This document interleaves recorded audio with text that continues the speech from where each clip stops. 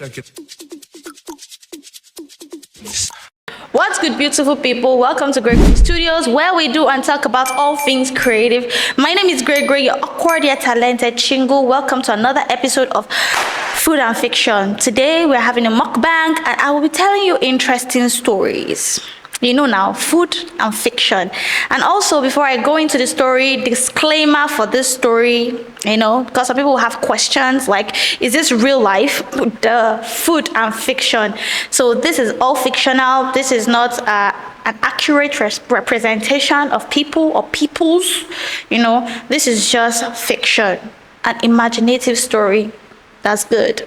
So also this today's episode was sponsored by someone who is very dear to me. The person was like, you know what, I watched your last episode and I think you actually did well, so I want to see more of it, and I think you can do better, so just take small change to buy small food that I can just use to do the mukbang. And I was like, thank you very much, it means a lot to me. I need to thank my mom and thank my dad for bringing me to this world. And the person was like, okay, but the person said, don't mention my name. So I just want to put it out there that it's not as if I have money. So don't be looking at me like, this babe, she has money. No, guys, please like, comment, share, and subscribe so I can earn on YouTube. I still have 228 subscribers.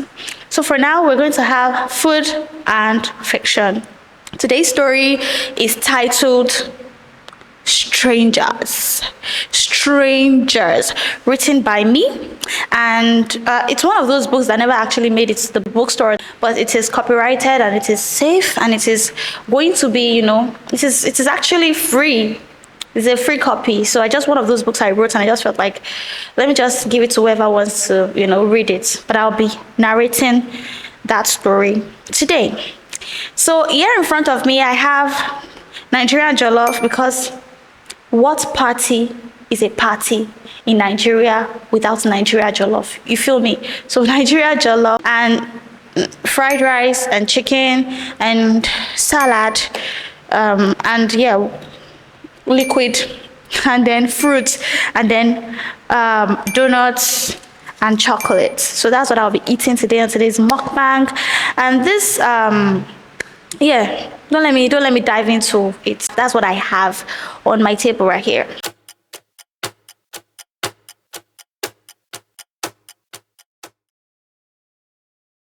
There is a village. This village, you can't sit down. You are not allowed to sit down. In this village, you are not allowed to talk. This village, you can't say a word. You can't say it to your mother, to your father, even to the people who are sharing the same room with you. This village has severe punishments for anybody who defies these rules. And it's like these rules keep popping up every day. They keep finding new ways to make people do things. This village is located somewhere in the deep forest in Asia. And this village is out of bounds. It's not as if people don't live normal lives outside this village, but this village is out of bounds. They are saying, this is our rules, this is what we do. And everybody, this is not like hidden. Everybody knows what this village is all about. They know this village, when you go in, you can't just be normal in this village. You can't sit down. You can't talk to the next person in the room. You can't interact properly. You can't have a boyfriend or girlfriend. You can't even, live properly in this village. This is the village Maya's mother decided to take Maya, a 6-year-old daughter who is very, very quiet and is exhibiting strange behaviors. This is the village Maya's mother decided is the best fit for her daughter. Even though she's not being forced to take her daughter to this village, she wants and she has to take her daughter to this village. I gotta chew. Like, what food goes first, guys? Is it like the dessert, or what food go first? Appetizer. What is appetizer? Entree and then dessert. There's appetizer, there's entree, and there's dessert. What of main course? Yeah, entree is main course. Entree is main. I don't know. See, where I come from, everything goes. As long as you're okay. So appetizer is something to just cleanse your palate. What's salad actually? Is it considered appetizer or main course? What is out of everything here? What's considered appetizer? Something small, something to just cleanse your palate. This is small. Is it not small? That's supposed to be eating it, right? But if I eat it separately, it can be considered. I know, it's called actually, it tastes very nice. Guys, thank you, my dear friend, for buying this salad for me. Thank you. So where I come from, they say we should not tell stories with our mouths full. So I'm going to chew this one and enjoy it before I continue. What is the right way to open a tissue paper like this?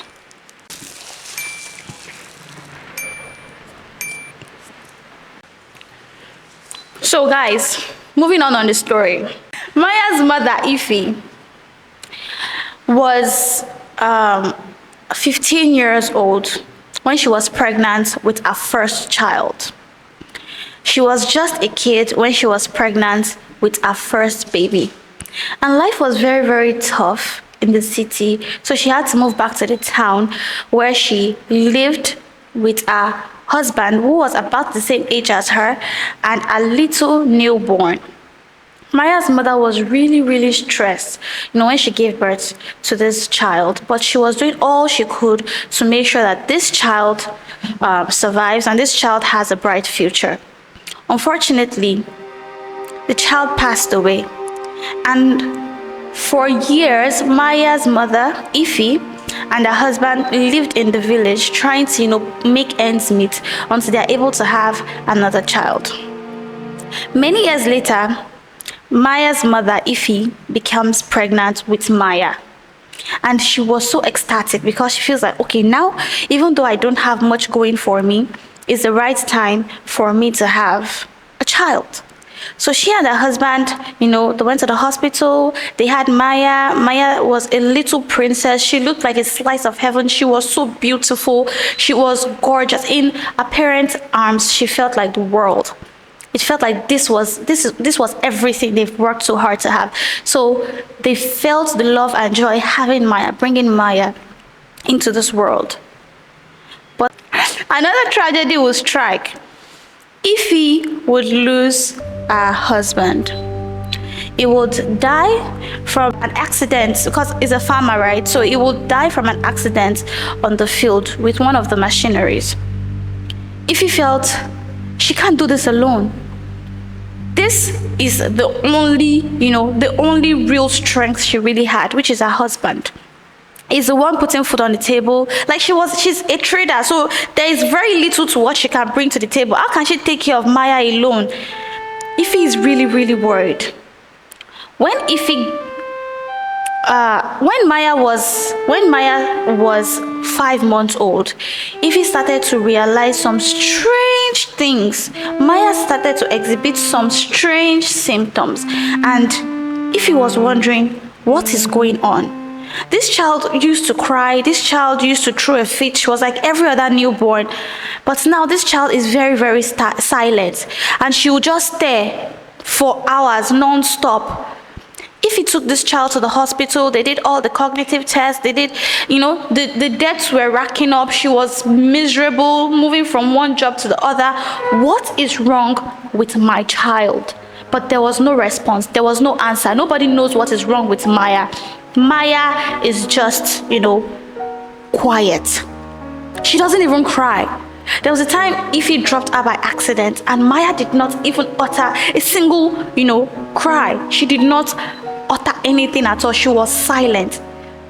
Then Ify began to think, is it that she can't feel pain? Is she immune to pain? What is wrong with my child? Then when Maya started to grow, at the age of 5, She used to isolate herself from, from other children. Ify enrolled Maya in a local school in the town where she'll be able to interact with other children. But Maya, she does not talk to other children. Ify knows that Maya can talk because Maya has actually said just a few words during the gap, the space of 1 to 5 years. But those words were just random, once in a blue moon. For example, there was a time Maya woke up at night, and then Ify heard strange noise coming from the other room. She woke up and she went to the other room and she found Maya. Maya was going through like the basket of food, and Ify asked her, "What are you doing? This is like midnight. The whole world is asleep. What are you doing right now?" Maya says, "I'm hungry." Ify thought this was a very good sign. Our daughter is finally speaking. So she's talking to her, "You're hungry, take this food, take this food, take this food." But the next day, Maya is quiet. She's not responding. She's not saying anything.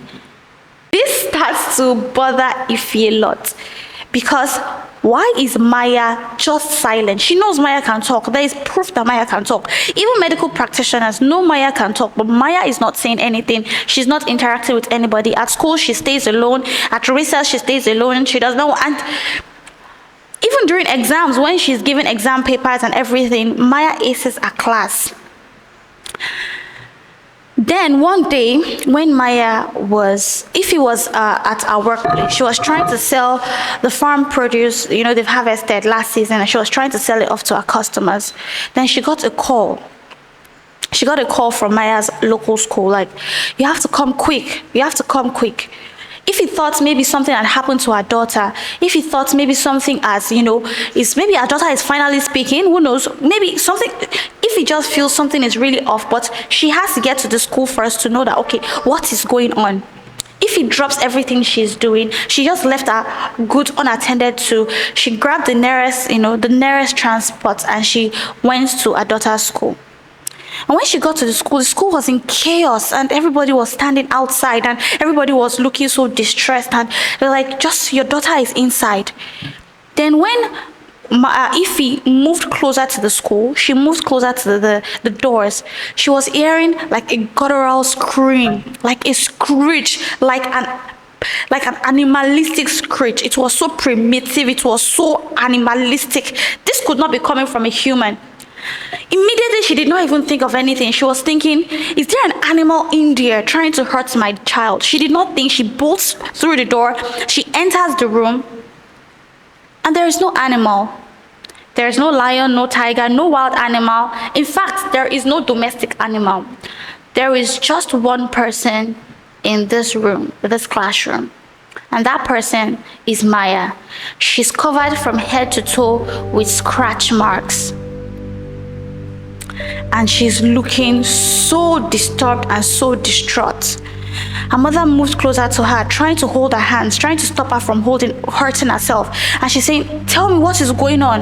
What is the problem? Why are you screaming? Why are you reacting like this? I have no issue. Like, just tell me what is going on. Let me know." But Maya just started to cry. And she was like, "It's not me. I did not do it. I did not do it."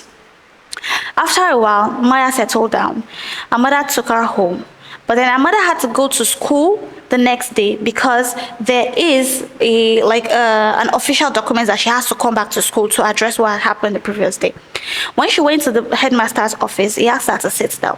And the headmaster told her that the previous day, Maya had attacked another student in the class, and she had, hurt the student so bad. And when Ify checked on the student actually had a broken arm. Ify was like, "My daughter would never do this. My daughter said she's not going to do it. She's quiet, she's reserved, she doesn't get in anybody's way, she doesn't fight, my daughter is just quiet. She can't do this."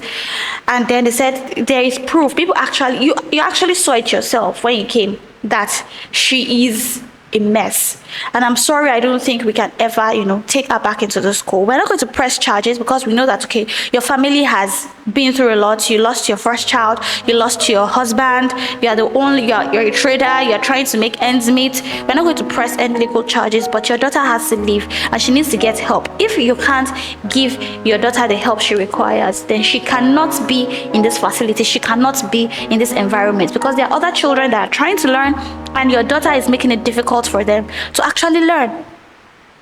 If he was like, she doesn't know what to do, our daughter would not talk to her about what really happened. After the fact that our daughter said to her the other day, I did not do this, our daughter is not saying any other thing. If he decided to take our daughter to another school, but school after school after school, they keep turning Maya away. There's word in the streets, Maya has hurt his fellow student, she broke his arm, the girl is crazy, she's not normal, she's not okay.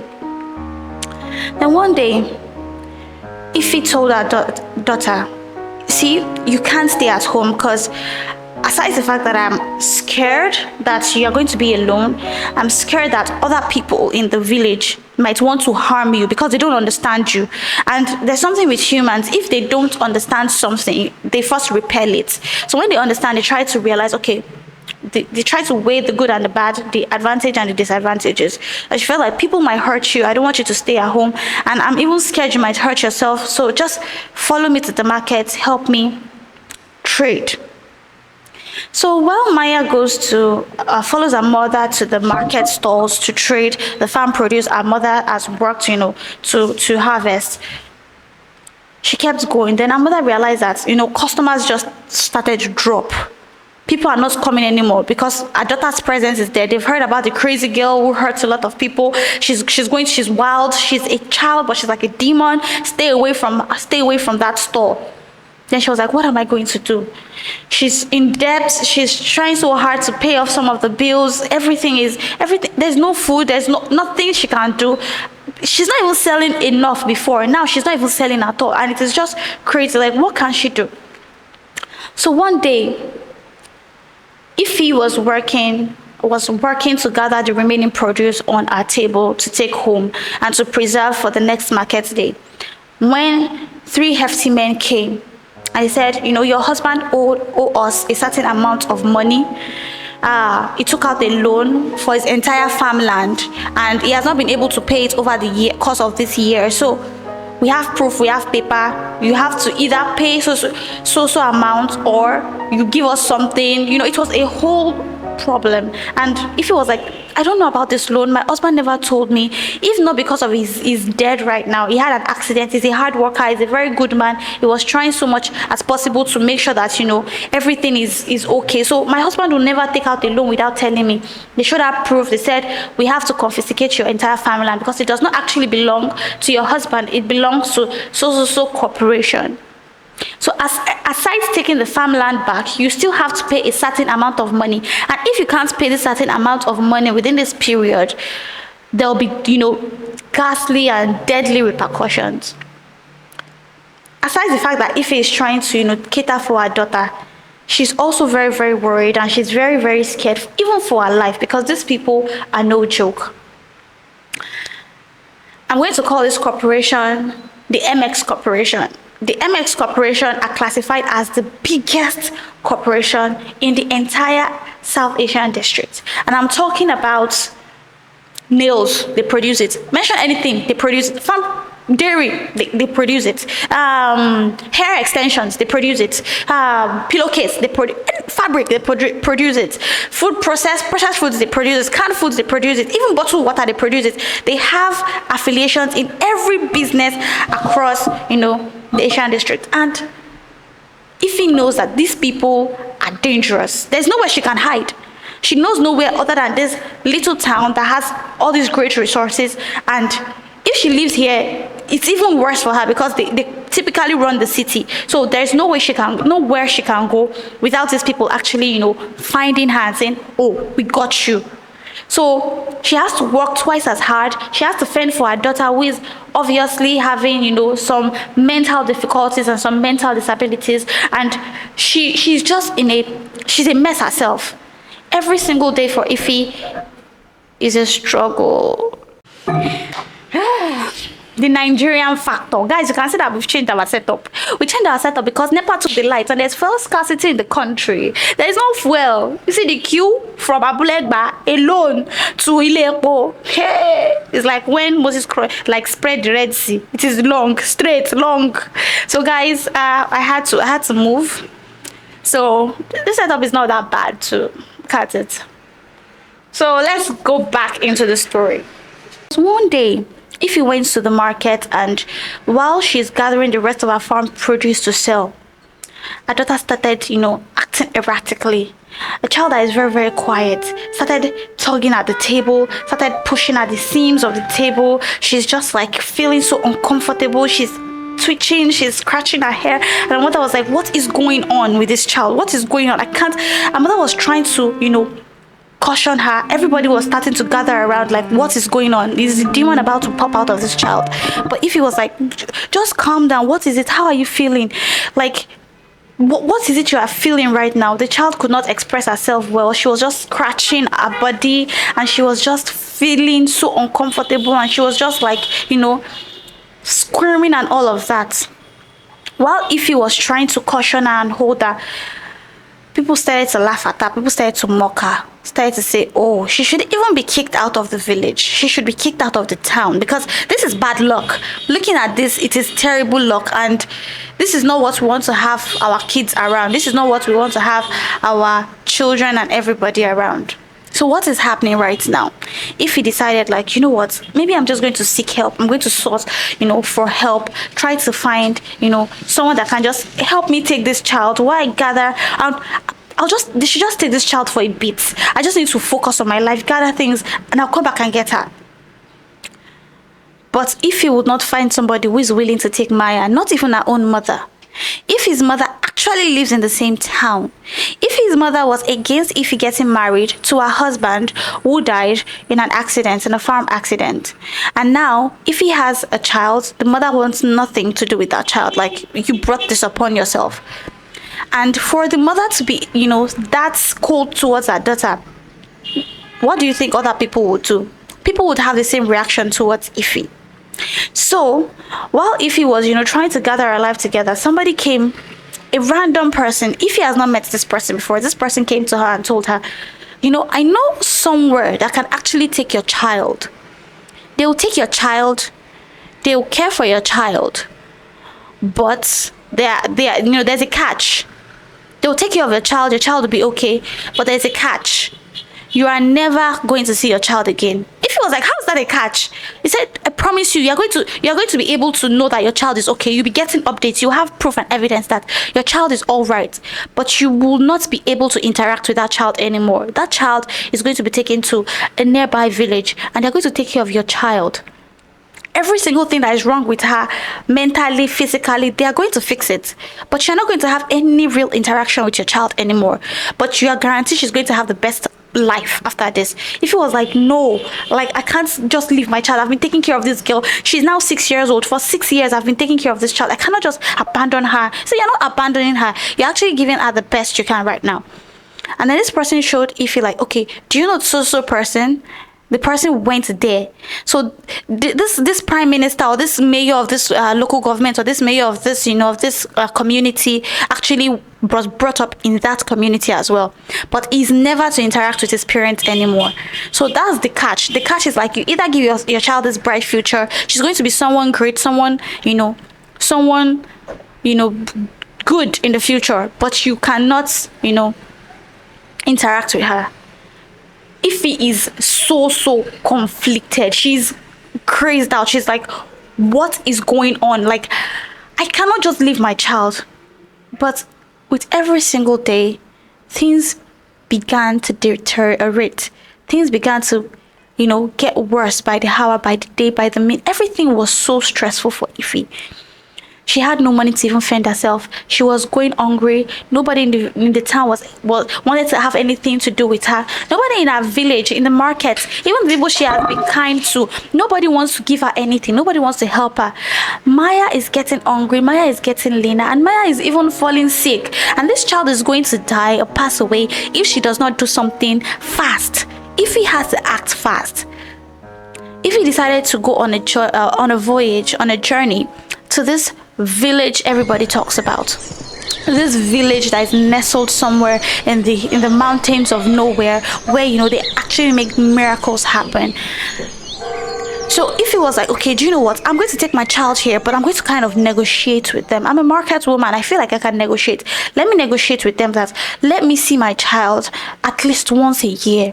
Let me just see her that she's okay. I promise I'm not going to interact with her. I promise I'm not going to mess with her future. But I just need to know that she's okay and she's doing better yearly. Like, she's not going to do anything. She just needs to know that her daughter is doing better yearly. So if he went to this village, she meets with the village elders and they told her, you know what? That request, we can grant you that request. You want your daughter to be okay, but your daughter, you can't interact with her, but you visit her yearly. We'll give you that. If he was so grateful, like that's the kindest anybody has ever been to her ever since her husband died. That's the kindest anybody has ever said to her or be like told her. So the following day, in the middle of the night, if he packed our daughter's little luggage and everything, and she looked into her daughter's eyes and she told her daughter, I love you so much. Like, you are not a problem to me. I don't want you to ever feel like you're a problem to me. You are like the pride and joy. Like, you were born out of love. Your father and I really loved you, and he was so happy when when you were given birth to. It's just unfortunate that he's not here to witness you grow, and I'm sorry I might not be here to witness you grow moving forward, but I promise you'll be in good hands, you'll be in safe hands and everything. Maya did not respond. She was just staring dead into her mother's eyes. Moving forward, that night, Ify took her daughter to the entrance of this village. It was dark, the rain was falling, everything was musty, everything was looking strange. But Ify took her daughter to the foot of this village, and when she got there, she had this little package and this little luggage she had brought for her daughter. But when she got there, the guard at the gate said, you can't take that in. The only thing we are going to allow to enter here, the only individual that's entering through this gate is your daughter. No one else, nothing else is entering. Your daughter is the only one we are taking into this village. Ify hugged her daughter, tears streaming down her eyes, and she was like, okay. I love you. Take care of yourself. I wish you a good life. And Ify watched her daughter taken from her, and that will be the last time Ify is going to ever set eyes on her daughter. The last time Ify is ever going to see Maya ever again. The village, they call this village the village of hope. You might be wondering, why is this called the village of hope, where there are just so many strict rules? People can't stand, people can't sit, people can't talk, people can't have boyfriends, people can't have a life of their own. Because people in this village are people with special powers, and they are designed and they are being trained to be special people. Now, this village has been for centuries. Nobody knows the origin of this village. Nobody's going to know the end. But this village has been for centuries and it's been passed down from elders to elders to elders to elders down to the current state. When Maya got into this village, she was very, very quiet, but she kind of felt a sense of calm. She kind of felt like this place felt like they shut the whole noise out. Everybody in this village kind of looked the same. They had their heads shaved. They were wearing simple rags. There was no fanciness, nothing at all. But aside the fact that she felt calm, she also felt apprehensive because she's not going to see her mother anymore. Maya was taken to the chief of the village, and then he looked at her and asked for her name. Maya was quiet because she has never really spoken to any stranger. The only person she has spoken to was her mother. So why would she even talk to a stranger right now? The chief asked her, Maya, I know your name is Maya. Your name is Maya, right? And Maya looked at him. Of course she knows her name. Possibly her mother has told her name, but she did not still say anything. Then all of a sudden, Maya starts to have one of her episodes again. She starts to feel so much itchiness all over her body. So much itchiness, so much, she was so uncomfortable, so uneasy. She felt so much unease. And this man said, we have the cure to your problem. And then he went into his infirmary. They grounded some beef, some herbs, and some herbs for her. And Maya took these herbs. And under like a few hours, Maya felt okay. Under few minutes, Maya felt okay. She felt the itchiness was gone, the pain was gone, the whole unease was gone, and she was like, what is this, this herb they gave to me? The man told her, your life now is about to change. Here, Maya, you are not like a human anymore. Here, you are going to be trained specifically for specific purposes. And Maya, at the age of 6, is wondering, what is he talking about? But the man looked at her and said, you are going to be trained specifically for some specific purposes. You cannot sit down. You cannot talk to any other person except you are being ordered by your regional master to talk to somebody. And Maya was like, where is this place? For the continuous days, like the days following up, like the days after when Ify dropped her daughter off at this village, they put Maya through intense trainings, physical exercise. She could not sit. Her leg muscles were stiff. Now you might be wondering, how do they sit? How do they sleep? How do they rest? They are suspended anytime they want to rest. These children and these people, they are being suspended on a raft. So while they are still on their feet, they kind of lay diagonally on this raft. So this raft is what rests them. Then the following morning they wake. And this physical training was so intense. At the age of 6, they are putting these kids, and it's not only Maya, there are hundreds of kids in this facility, until somebody comes to buy them. This facility is a trafficking facility for people with powers, and these powers are not supernatural powers. They are powers that the ability that people have been trained with. So the ones that are very good, just see it like a training academy for children. So it is not like a great place. It is a terrible place, right? Because they are selling off these kids. Their parents come dump them off. They are selling off these kids. So it's not like a very, very great facility, right? It's not like the next best thing after sliced bread. No, this place is actually a place where intense pressure, intense training, intense trauma is being going through. Because even in this village, not everybody is saint, and not everybody needs meets the requirements. Like, they want to take care of these children. People have ulterior motives. Maya, knowing that she's never going to see her mother again, and she's been put into this situation, she decides to take matters into her own hands. She's quiet, she does not talk back, she does not interact with people, and she's kind of unique because unlike other children her age, they are more interactive. Children at the age of 6, at the age of 7, although they have peculiarities, maybe some of them are even blind, some of them are deaf, some of them are dumb, they can't talk. That is why their parents kind of casted them off. But Maya is a different case. She has an anomaly that is called the cryptic anomaly. This anomaly allows her to feel immense pain and immense itchiness, and she feels a lot of discomfort. And this anomaly is not researched in any science facility. This anomaly is not something that it is diagnosed scientifically. This anomaly, she was born with it, and she started to exhibit symptoms, withdrawal symptoms at the age of when she was 5 months old. So it has subsequently grown. She does not want to interact with people. So when people interact with her, she leads into these massive outbreaks that she becomes erratic, hysterical. But this herb in this village is what is able to calm Maya down. I'm back inside, guys. You can see the old lights and everything. So now I'm going to eat. It's not bad, but if you are sensitive to Maggi, you can easily tell the sharp taste of Maggi.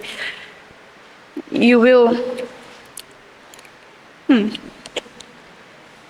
So guys, this meal is the Chicken Republic, this promo promo meal that they are doing on Chowder.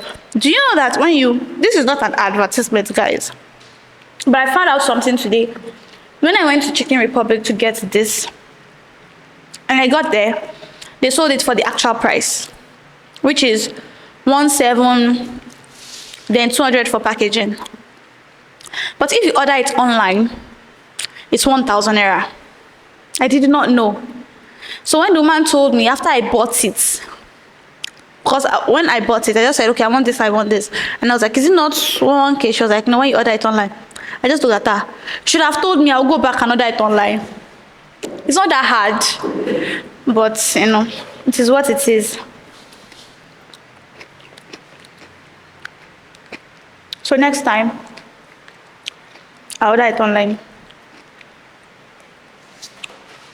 But guys, let me tell you guys a secret.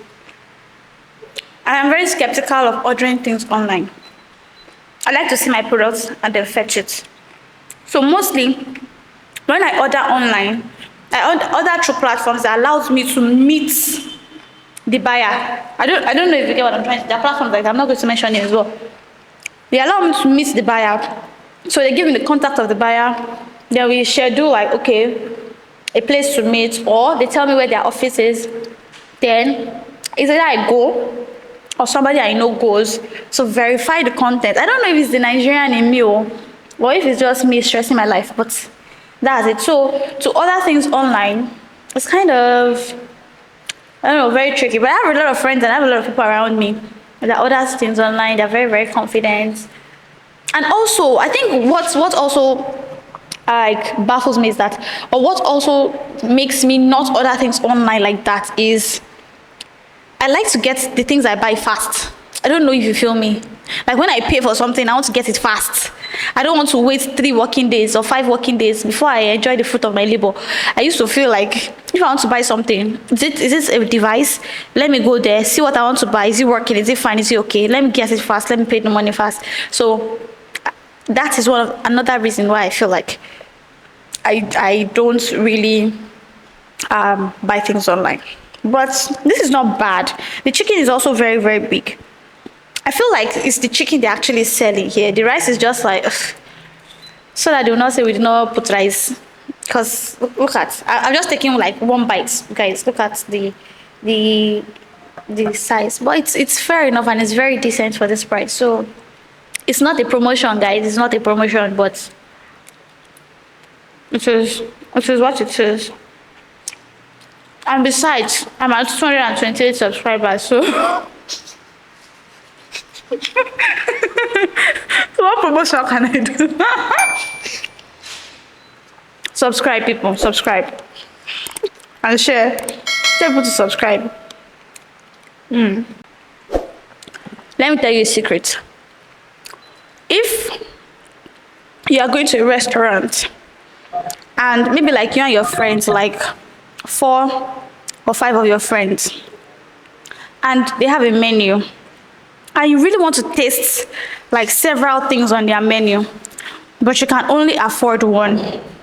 What me and my friends do is that we say, okay, you buy this, you buy this, you buy this, you buy this, you buy this, you buy this. So when they buy everything like that, we now put it in the middle. We now do it like Japanese style. So when we are eating, you take from this, you take from this, you take from that. Before you take from like 3 different plates, you'll be full. Continue. I don't know about people who used to eat a lot, though, but you'll be able to have a taste of everything, of all the menu, while just paying for one. So, for example, now there was a time we went to a fair restaurant, and of course they have nice food, but then our budget was not budgeting. You get what I'm trying to say? So everybody came with their own individual pockets. Like, okay, I want to just, we had no idea what we wanted to eat or what we wanted to buy. And we just said, okay, I'll take this, you take this, you take this, you take this, you take this. So at the end of the day, when we now got it, we now realized that it's a lot of food. And we just put it in the middle. And then everybody had a taste of everything. And it also fosters like what is to call it. So it's not as if you're just holding your plate and not eyeing someone's crab like, I wish I could have tasted that crab. I wish I could have bought that crab, because you're still going to eat out of the crab. Let me taste this one. I've not tasted the chicken though. How is the chicken?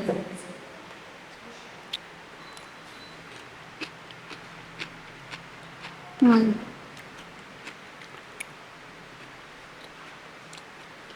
think I like the chicken. Of course, I like the chicken. What do they call this kind of chicken? You guys have no idea. Let me show our viewers. Maybe you can see it, but I'm scared I might drop it.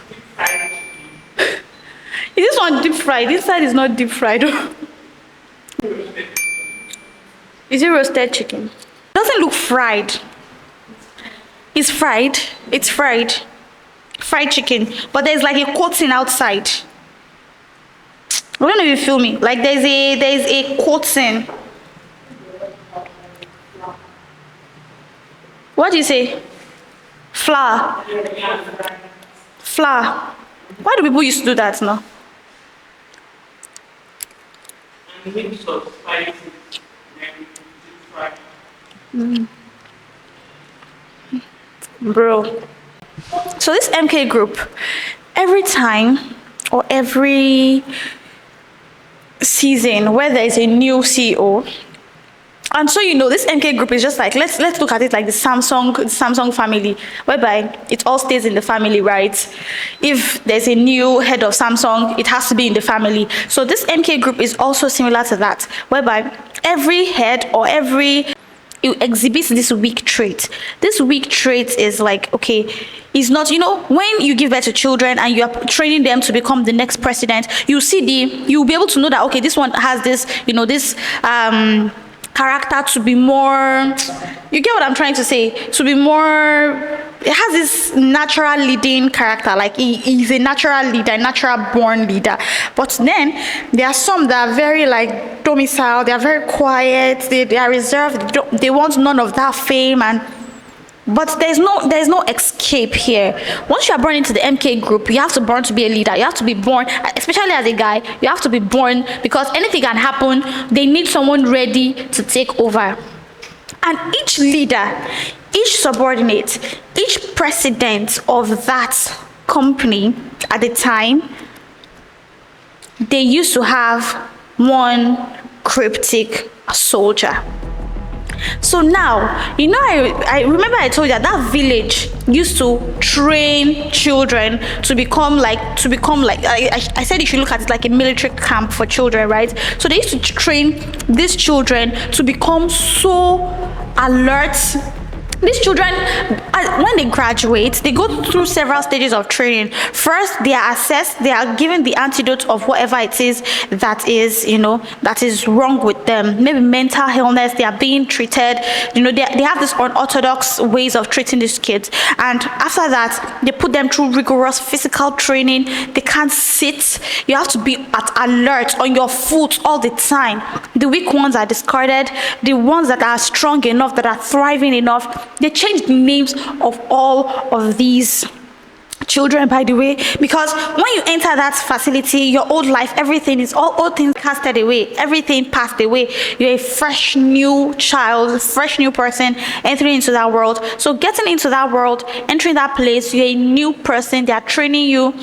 The antidotes first, physical, then mental. They put you through so much mental exercise, and there are a lot of mental exercise. Like they put these children in very extreme cold conditions. Like you get to see who has that tenacity to be able to adapt to such extreme cold conditions, and they are put through very hot conditions to see who's able to thrive. They also given so many tasks, like mental tasks, mathematics. They put all this calculus, all this they have to be updated on every facet. For example, mathematics, English, geography, biology, physics. These children are, if we have a genius, these children are genius pro max, is what I'm trying to say. These children are trained. So now when these children graduate, they are being sold off. Not sold off, because those children still report back to the village from time to time, but they are being given to these top corporations, maybe as bodyguards, maybe as security of those political people in the top. I'm talking about not even just president though, because the president of the nation is like number one citizen, right? But there are still some people that are higher. We're talking about the top 0.00001% of the top echelons, the have alpha and omegas of the, you get what I'm trying to say, the people that have the real power. So these children are being sold off to those people to protect them. Now MK group belongs to this top 0.00001% echelon, and they feel like this newborn, this new baby that they just have, this new fresh prince that they want to, that's going to succeed them, does not have the capacity. This child, he's very meek. He does not have that strong strength. He's very, very meek. His mother, knowing that this is the kind of family she got married into, because she knows that the MK group, they are insane. So she's always protecting her child. The father would always be, insulting her, trying to like tell her that she's the one spoiling the boy. She's not allowing the boy to grow and develop. But she knows that these people are money grubbing. They are money hungry, power hungry.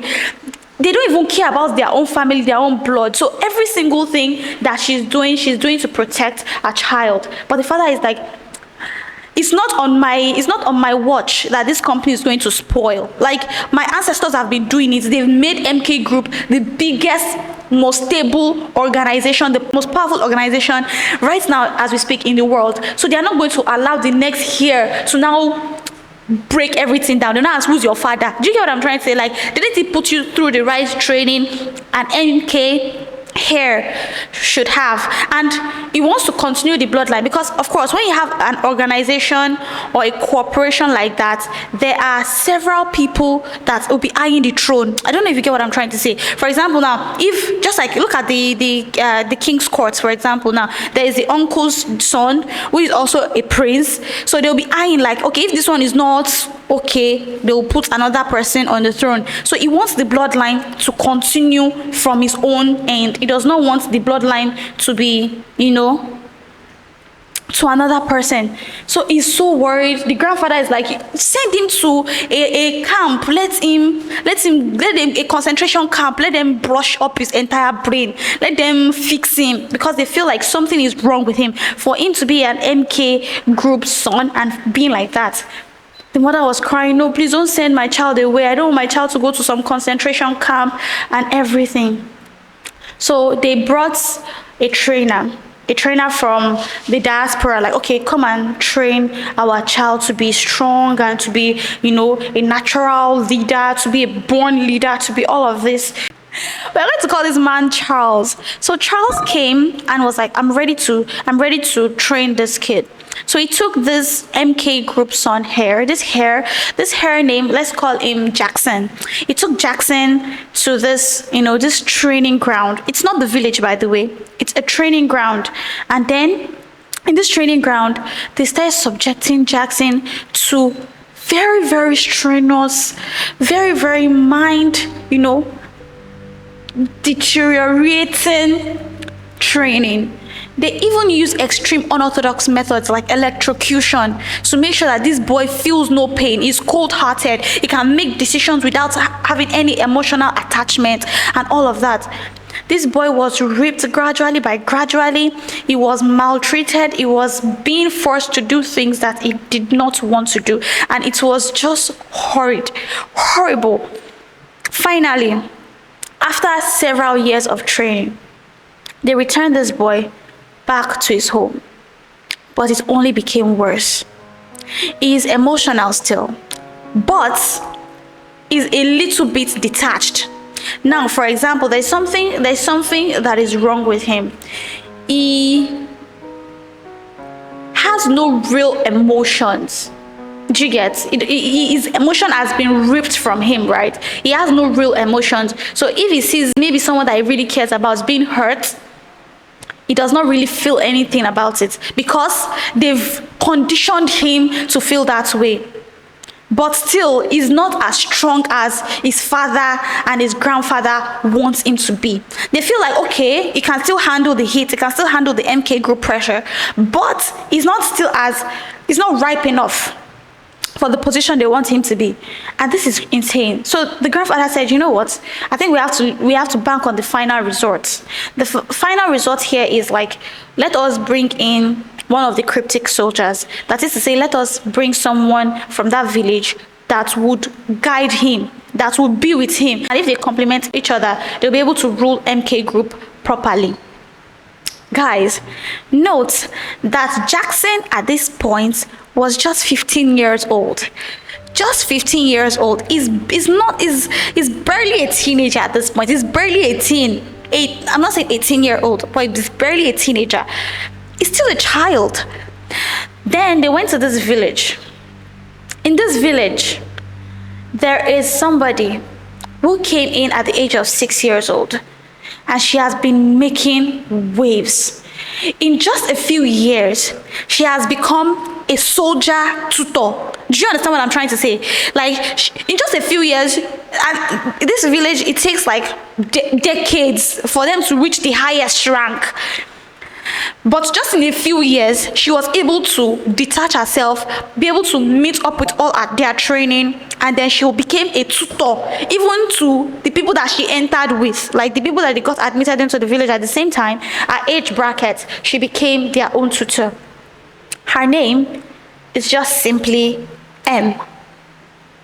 They don't have a name, but they just go by a letter.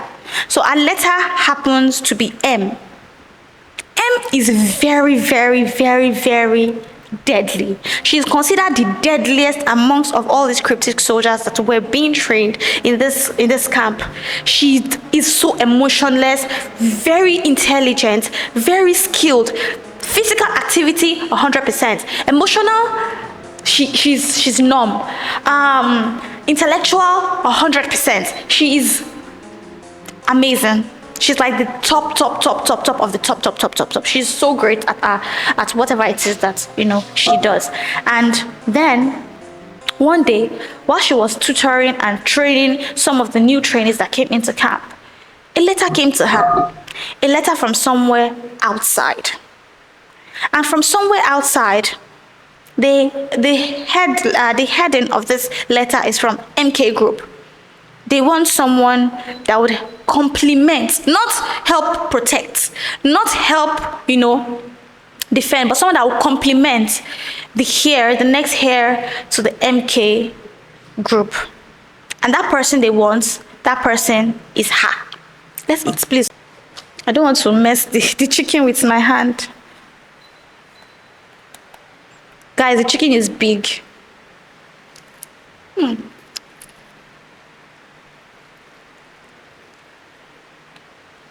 You know there are some chickens that are boneless. Yes. How do they grow them? Parts of the bone. Parts of the bone. That's a part of the mouth. How a full chicken? How do they debone a full chicken?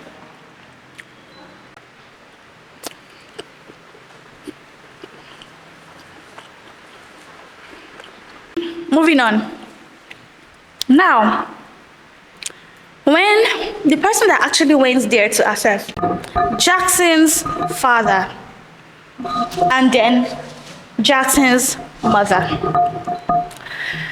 Jackson's father did not want Jackson's mother to go as well, but she felt like, you know what, I'm going to stay off my case, but I'm going to stay off your case. I'm going to let my son do everything. You've put my son through so much hell already.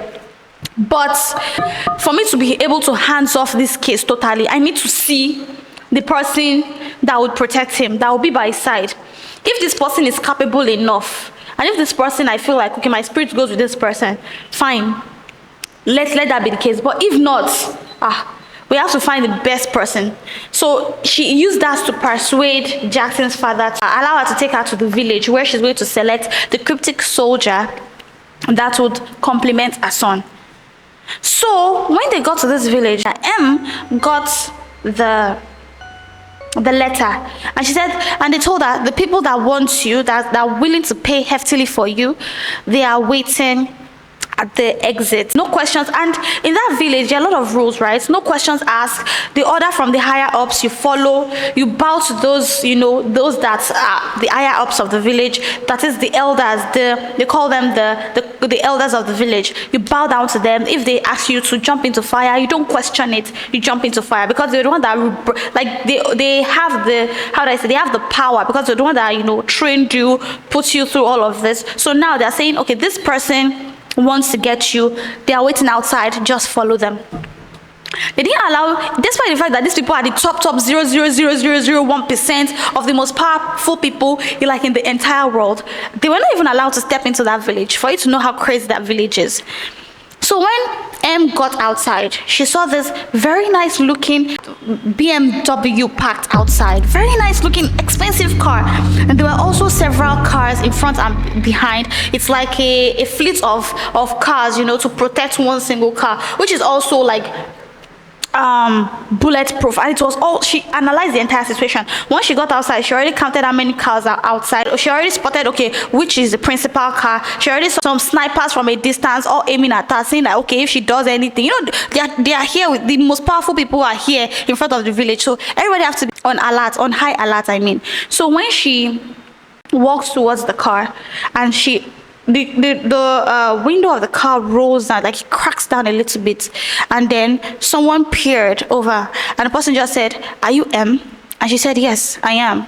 And they just gestured like, "Get into the vehicle." So she got into the vehicle, and in that vehicle was Jackson's mother, Jackson's father, the chauffeur, and several other, it's like all this long vehicle that has like compartments at the back. Do you get what I'm trying to say? It has it's like a small room at the back. So that's the vehicle that they were in. And when she got into the vehicle, immediately Jackson's mother assessed her. This woman is cold. This person sitting in front of her is not even a woman anymore. This person is so detached. She looks like metal. She's basically without any form of, emotion. It just felt like as if they just deposited a robot right in front of her. That's how it looks like. Maya, who is M, held her gaze. She held this woman's gaze, and she just looked at her dead in the eye. And Jackson's mother was scared. But this person that she was looking at, she had no doubts in her mind that this person would die, even die for her son.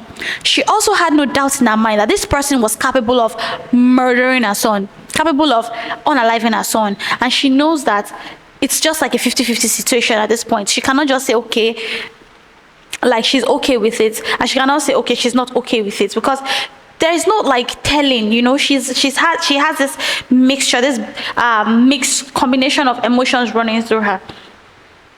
Then at the age of 15, M was introduced to the person she would compliment, the person she would take care of, the person that is now her sole responsibility to whenever. Before the head, who is the present president of MK Group, went to solicit for a cryptic soldier, went to actually find a cryptic soldier. He has been having problems with his son ever since his son arrived. Ever since his son arrived back at home from that, concentration camp that he took his son to. His son still had that weakness, but despite the fact that his son still had that weakness, his son is more, how would I say it? His son is more disobedient towards him. Before, he's very compliant son. If he tells him, sit down there, his son will sit down there. But right now, if he tells his son, sit down there, his son is going to question like, why should I sit down there? And his son has all this affinity to want to be like, attracted, like people are attracted to him naturally. So it kind of takes a lot of people under his wing, even without realizing. People just want to be with his son. Even in school, a lot of friend groups want to associate themselves with the hair of MK Group. Moving forward, Maya was introduced to Jackson. Immediately, they were introduced to one another. There was an instant attraction, and the instant attraction was like, when you meet your identical, like there was this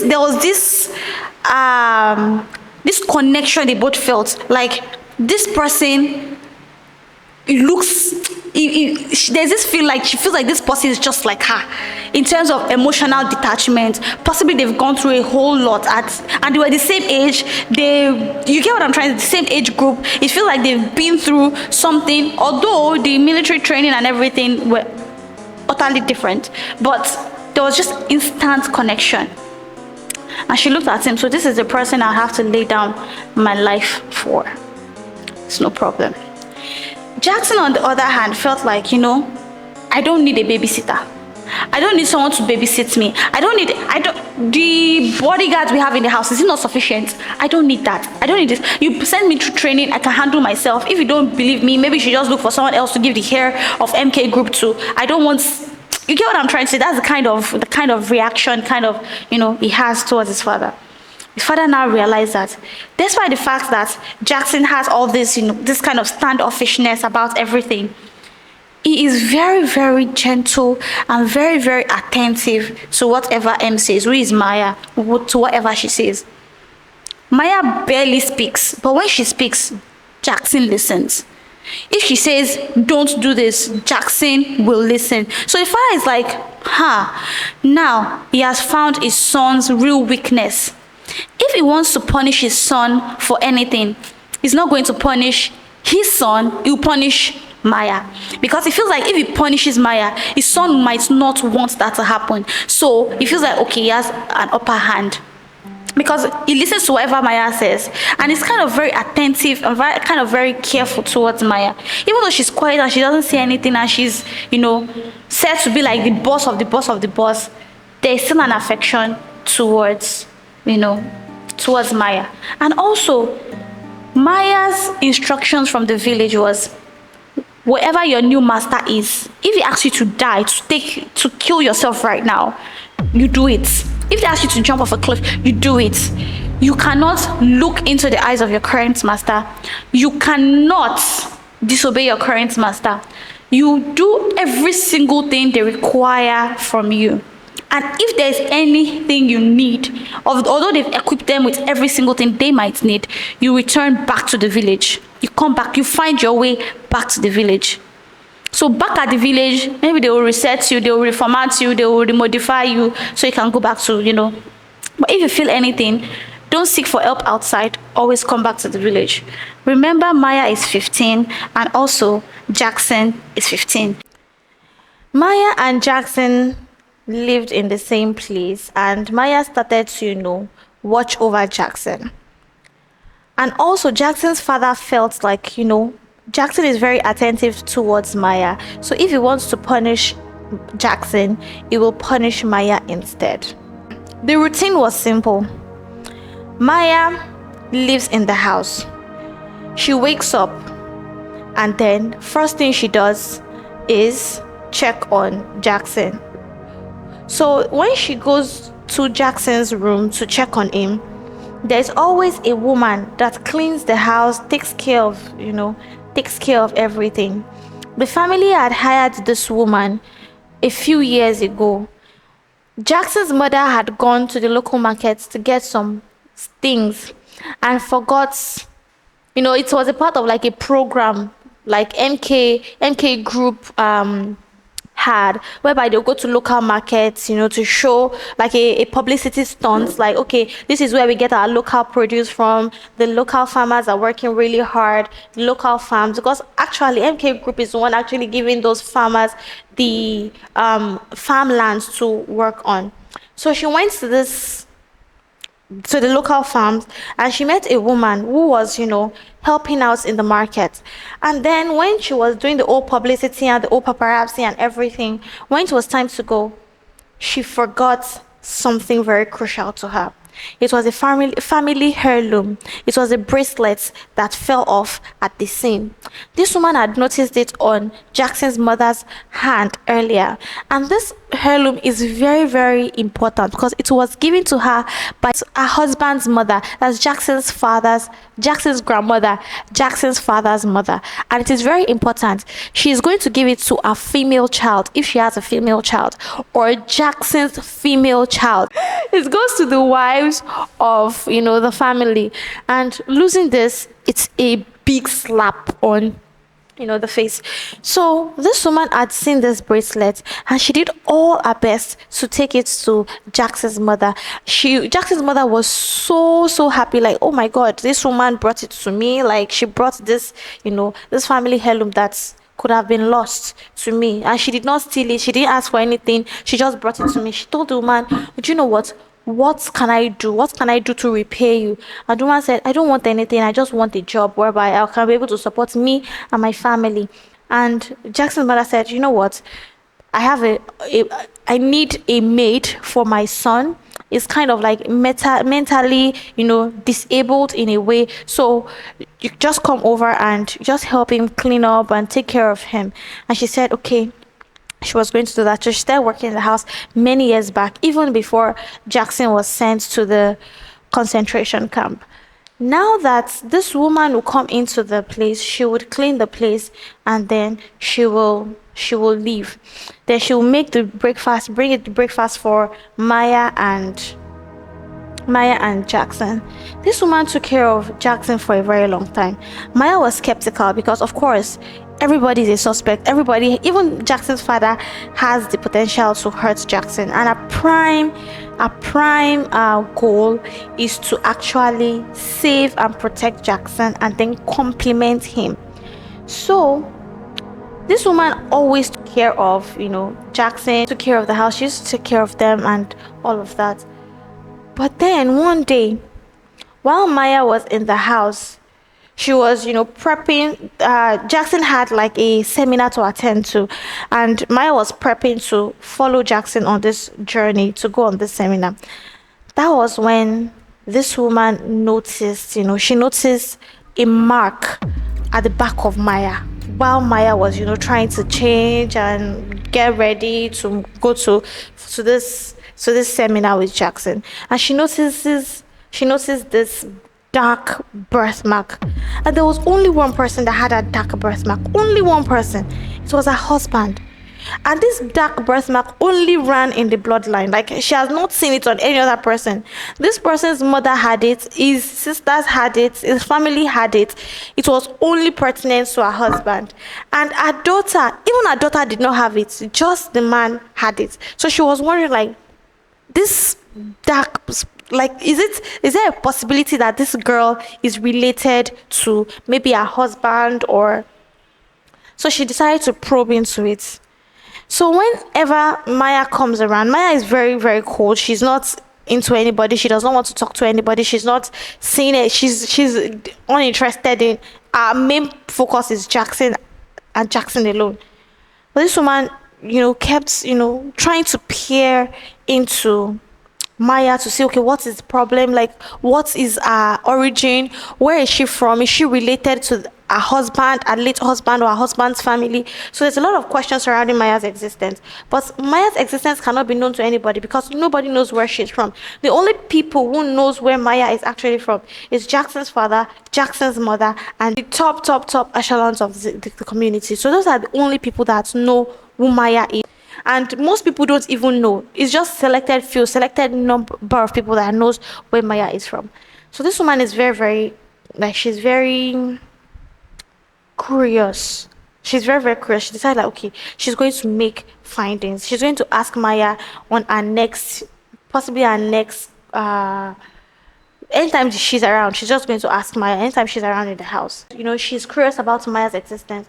Decided, okay, she's going to ask Maya whenever it is Maya comes around, or whenever she has the opportunity to ask Maya about her existence. But Maya is not all about that. In fact, her existence does not matter. The only thing that matters is Jackson, right? Jackson and Maya were ambushed at a seminar they attended, and it was with the intel they gathered and everything Maya was able to gather. She knows that there is an informant inside the house. So the informant is living in the Jackson's residence, but they don't know who is informing the enemies on Jackson's whereabouts to make the enemies, because they're a rich person, of course they'll have enemies, to want to attack this Jackson's child. And she told the president about it, like, this is what I feel, this is what I think, this is what I know. Like, there's somebody in your house, there's somebody you are housing that actually means like big harm to you and your family.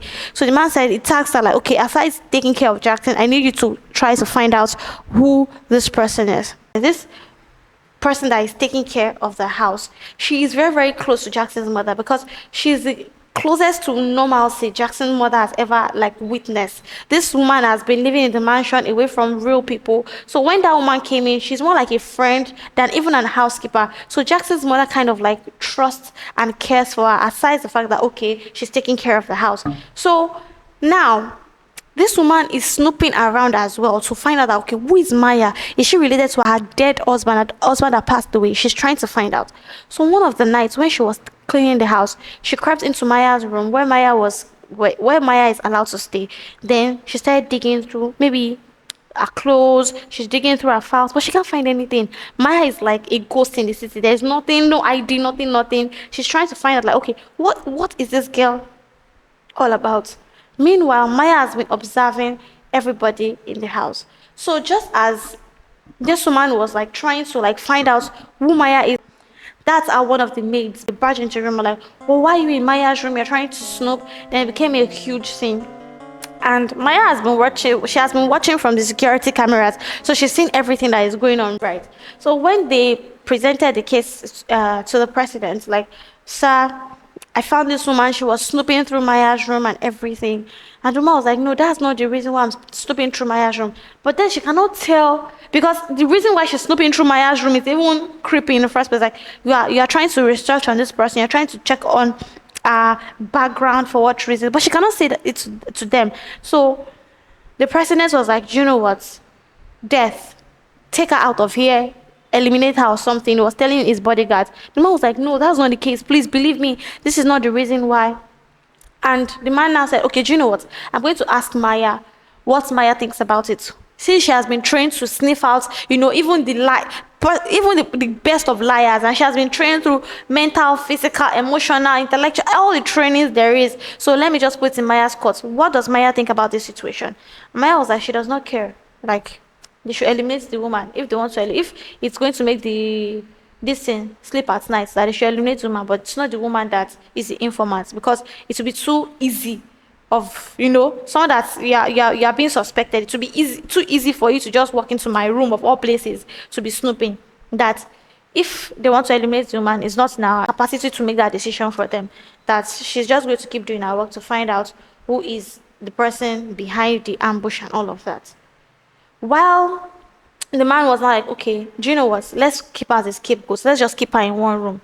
That's how Maya now went to go and meet Jackson. Was like, Jackson, I know you are the one that orchestrated this ambush. You are trying to get back to your father. You are trying to mess with your father, but I'm not going to say anything.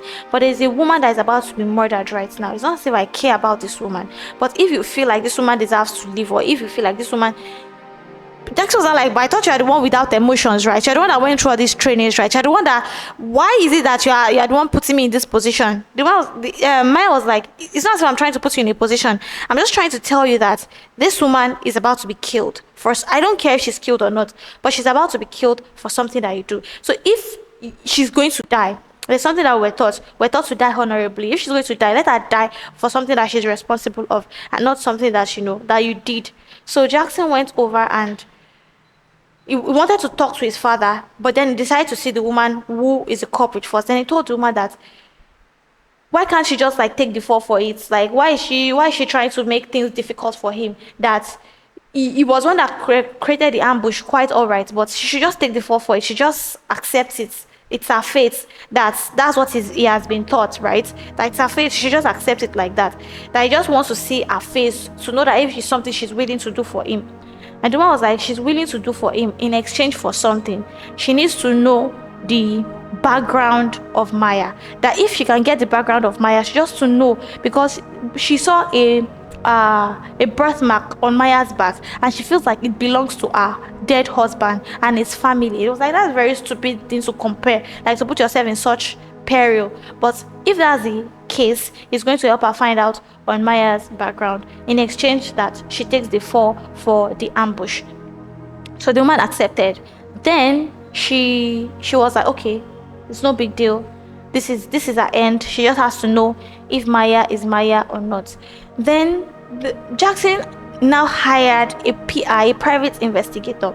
He started snooping into his father, into his mother. He started snooping into Maya and everything. But Maya knows, she knows that he's snooping into his own parents. She knows that he's snooping into her past life.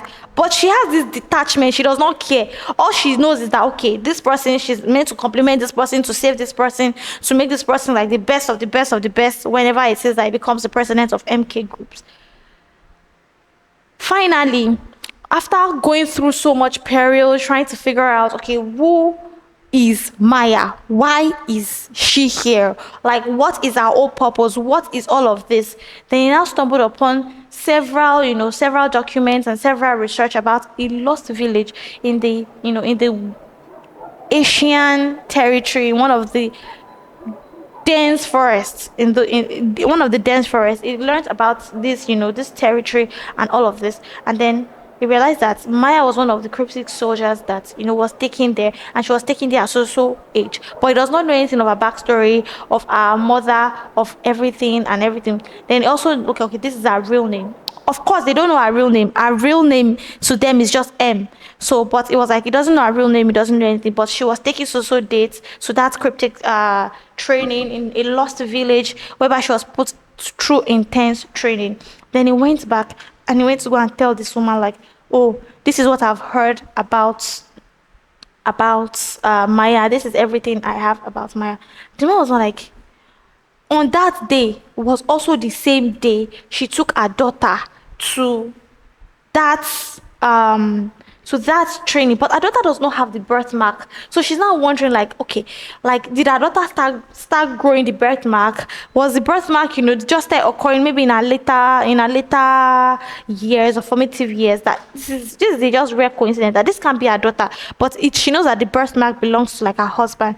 So she decided to maybe like meet Maya and talk to Maya about it. Like, at least she now begged Jackson, like, okay, I'm taking the fall for your father. I'm going to be eliminated as a traitor who came into your house and trying to steal information, even though I'm not. And I know it's you that, you are the one that is planning all of these things to get back at your father. I'm willing to take the fall for it, but I need to just see Maya one last time and tell her that I'm a mother and I'm sorry for everything I put through. I'm not sure if she's my daughter, but I want to like recall our memories, if she can remember that, okay, I was the one that took her to so place. This woman that was talking to Jackson is Ify. Ify was the one who took her daughter to the village when Maya was nothing but 6 years old. But several years has passed, close to a decade has passed, time has passed, and now she now happens to be working as a servant in the house that Maya was, sent to shield the hair of the MK group. So now she feels like, okay, I just have to talk to Maya. Then Jackson was like, okay, I'm going to arrange that. I'm going to talk to Maya, but it's Maya, right? She's hardened. She doesn't listen to anybody. She's just here for a mission. I don't think she's going to care less if you're a mother or not. But I will try as much as possible to get you two in a room. So now the president of the organization was not like, okay, the culprit or the traitor we picked, let's use her as a scapegoat so that other traitors that are in my house would not, would be able to use this as an example, not to, be a traitor or not to betray me. Jackson's mother was hysterical. She was, if he can't do this woman, she can't do this. She returned my bracelet. The husband was like, you are very, very blind. What if that was an opportunity for her to even infiltrate the house? We are MK group. We can't be this lax. We have top security, top notch. How can we let such a stupid thing, such a thing slip like that from her hands? Like, she has to be executed openly in front of the other staff members so that they can see that, she is an example that they won't be able to betray him. Meanwhile, Jackson realized that, okay, he has messed up. Not only is that he told this woman to take the fall for him, but this woman happens to be the mother of somebody he himself is very, very much connected to. And it feels like the whole powder keg is going to explode if he does not do something about it. So What Jackson did was like, he said, okay, this is what he's going to do. He's going to try to talk to his mother. Possibly they'll be able to get, a room whereby Maya and a situation whereby Maya and this woman would be able to have a conversation. So he spoke to his mother about it. His mother was like, "What is it on and about?" He's tried to explain everything to his mother. This is the situation. He was one that arranged the ambush. It was just a decoy, just like a theatrical show, so that his father can, focus on more other things, instead of allowing him to attend all these nonsense seminars and try to make his life a living hell. And the mother was like, okay, do you know what? I'm going to find a way to get Maya to talk to Ify. So this Jackson's mother went to meet Maya. She told Maya, okay, I have, do you like, she didn't want to just say, okay, your mother is in the basement. We kind of like locked your mother up based on treason by error. So yeah, that's your mother. Because number one, Maya is if Maya has any emotions left, if she remembers her mother, that can be detrimental, not to the mother alone, it can be detrimental to the Jackson's family as well. Because Maya is like a walking weapon on her own. So she felt like the best way she can approach it is to ask Maya about her past. So she asked Maya about her past, and Maya was like, she has no recollection of her past. And she was trying to like, incite emotions like, okay, do you remember your mother? Maya was like, that's not what I'm here for. I'm just here to take care of your son, to make sure he's the best president MK Group has ever heard. And the mom was like, just let me. What if you met your mother right now? Maya was like, I don't give two flying freaks about whatever mother. I'm a reborn person, and all of that. So Miss Jackson felt like, okay, the best thing they can do is just to like, let Ify talk to her daughter herself. So if they're able to talk, maybe it will bring back memories for Maya. She did not say, oh, that's your mother or whatever. She just felt like, okay, let her just get both of them to talk. So she spoke to one of the guards while her husband was out of town, and she said, just let Ify talk to Maya for a while, and if Maya doesn't want to have anything to do with that moving forward, then that's fine. Then she brought Ify and Maya together, and she said, okay, you guys can now talk, you guys can have a conversation. And then when Ify and Maya stood in front of Maya, she tried to explain everything, but Maya did not understand. She does not know who her mother is. According to her, she was not even born. They've brainwashed her to the extent that she feel like she was planted. She was just, spun out of thin air in that village. She does not know anything about her past, about her mother. And she was like, she wants to feel so much emotions for this woman standing in front of her. She wants to feel something for this woman, but she feels nothing at all. And if this woman is willing to lay her life down for the Jackson, the only thing she can give to her is like respect. Like, okay, you are willing to lay your life down for somebody you never met, even though if it's not your fault, but she's going to respect you for your decisions. That there's nothing else she can offer or nothing else she can give to this woman.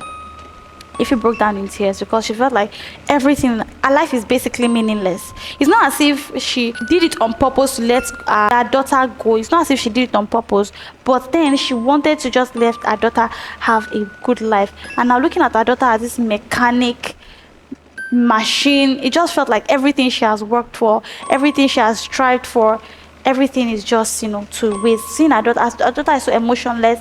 Is this the kind of best life they said her daughter was going to have? Of course her daughter do not have all those tick, but there's all those mental problems anymore. But there's no difference when you look at it in the grand scheme of things. Finally Maya told Ify like goodbye, like there's nothing they can say or do to each other. She has no feelings for Ify, she has no recollection of Ify, and she's just here to do work. So this is going to end on a very sad note. If you want to read the book, I'll link it in the description down below. So when the president of MK Group arrived, he ordered everybody out for a public execution of Ify for being a co-conspirator trying to take over his trying to murder the heir of his family and everything like that. While this was even the heir himself so Jackson, seeing that this is a very dire situation, and like the only way any of this could end was if he was not there anymore. If he told his father about it, his father would be erratic, a lot of things would get. So while they were trying to while they were trying to order a public execution of Ify, Jackson came out and he said, I was the one that ordered the ambush. I was the one that planned all of this. Ify was not responsible for it. And the father was like, no, he does not believe it, that he's trying to cover up because listen, like he has heard rumors that okay, this person is related to Maya. He said because of he knows that she's Maya's mother is why she's trying to cover for it. So Jackson was not like, what would it take for his father to believe him that he has tried all his best, that if he kills Ife, he's just going to be wasted because the co-conspirator is standing right in front of him. He's the one trying to bring down the MK group for all their hideous and all the things they've been doing. That is the one that is behind it. And the father was like, do you know what? To teach even his son a lesson for being a co-conspirator, they should go ahead with the execution. So just as they were trying to go ahead with the execution, Maya was stone cold. She felt like the only reason why she's here is just for Jackson.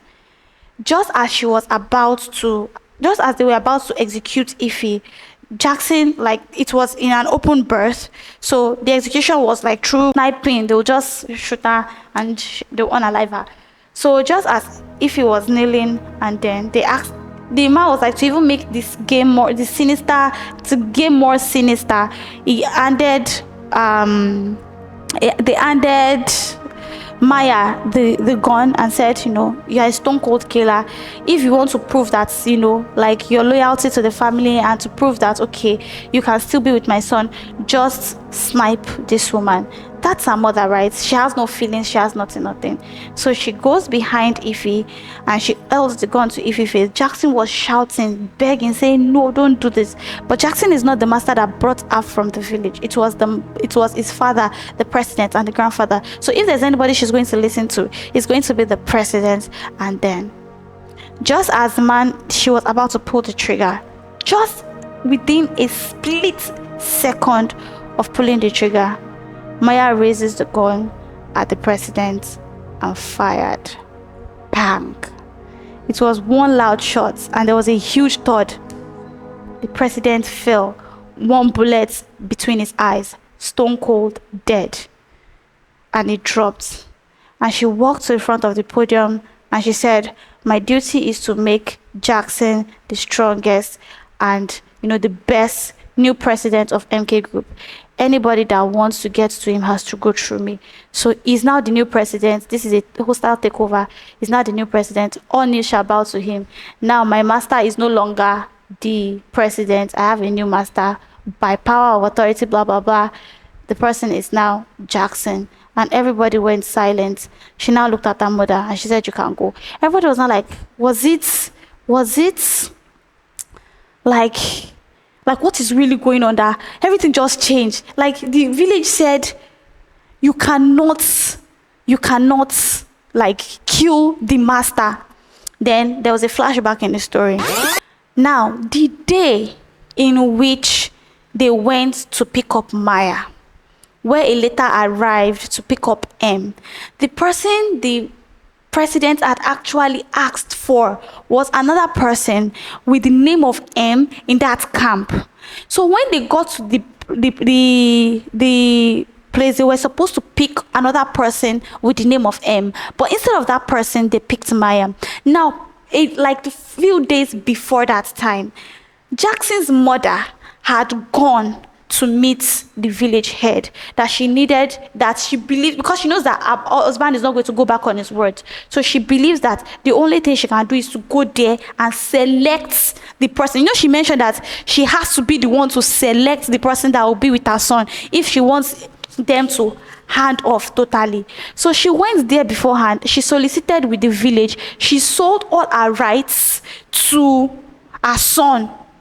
All the rights she has in the company, like the wife of the chairman, all the shareholders, she put it in her son's name and in Maya's name. She said they arranged like a few potentials in front of her, like, okay, out of these people, who do you want? So the one that was striking to her the most was Maya.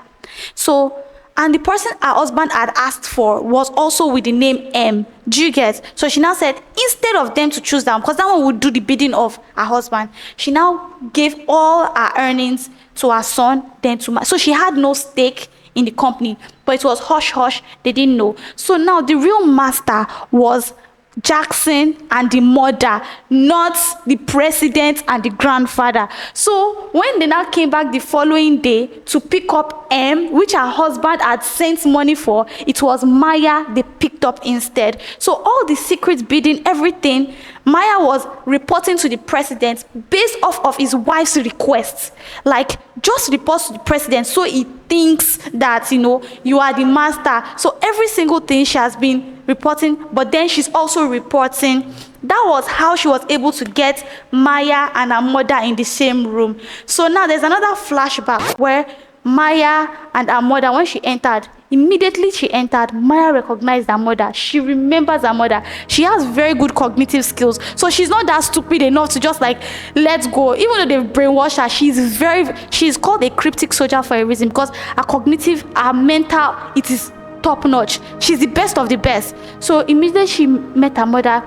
She hugged her mother. She cried. But then there was a guard approaching at the door. So she kind of like solidified herself, and she was like, she has no emotions, she does not remember. So it was that guard that went to go and tell the president that Maya and this woman are related. Now the president now handed over the gun to Maya to murder her own mother.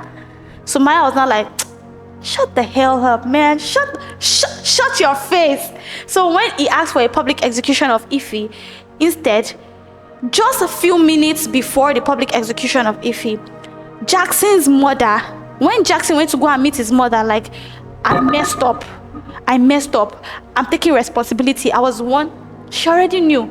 She knew her son was one who did the ambush. Maya had already told her. Maya is like all seeing, she knows everything. She had already told. So when he said, like, now father wants to order a public execution, then she went to Maya and said, as your owner, I order you have the free reign to kill my husband, and grants because her son has much weighing, she gets. So a day before the public execution as well, Maya, Mrs. Jackson's mother, and Jackson had gone to meet the grandfather. The grandfather is not all about, the grandfather just wants like, MK Group, I want MK Group to keep progressing. I want MK Group to be up there. I don't care if it's a madman that is running it, but the bloodline must not end. So they went to him, and the mother was like, you wanted a king, you wanted a born leader, you wanted someone that would take care of your this thing. I'm going to show you, like, my son is a born leader right now. He's going to be the one that will take care of this, and he's going to run it so well.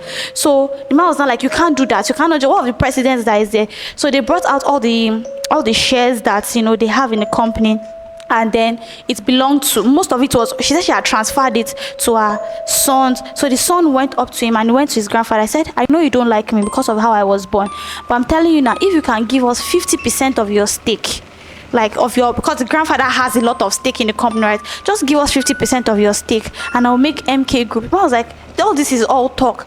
That's how the mother said, do you think I've been silent all the time that you were berating my son, all the time you were making my son? Do you think the time I've been silent? She now showed him statistics of all the affiliates company that she has worked on while they were doing their own nonsense, trying to build up a warrior that does not exist. She had worked on, getting so much